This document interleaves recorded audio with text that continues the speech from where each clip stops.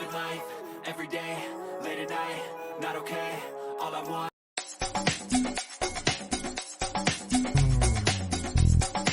Showbiz Kachika TV. Hello mga kachika! Dahil very busy nga ang schedule ng mga PBB host ni Kuya ay hindi nga sila nagkakasama-sama kaya naman miss na nga nila ang isa't isa. Kaya naman itong si Melay Cantibera sa ibinahagi nga sa kanyang social media account na nagkaroon nga sila ng bonding moment together ng mga OG's babies ni Kuya. At ito nga ay sila Bianca Gonzalez, Robbie Domingo kasama nga ang asawa na si Mikey, si Enchong D at maging si Kim Chu. Syempre hindi naman mawawala si Melay at ito nga ang kanyang caption.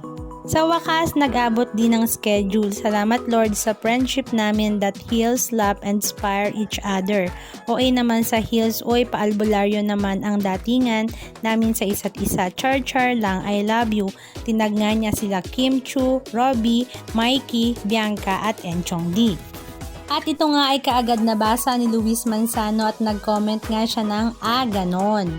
Kaya naman itong si Melay ay nag-explain kaagad at sabi, ha Kuya Lu, biglaan kasi to, kaya Kuya Lu, sorry na, sa presinto na lang ako magpapaliwanag.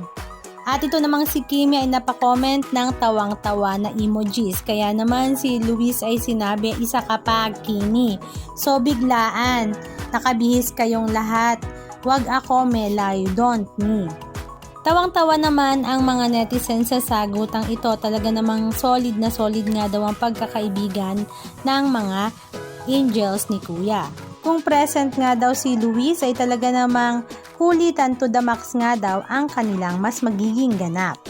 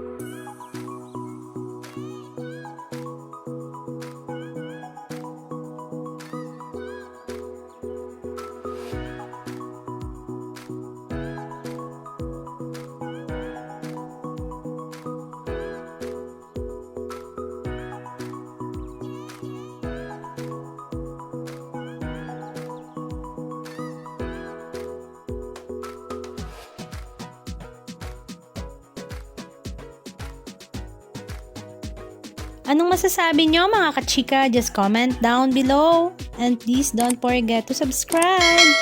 Thank you!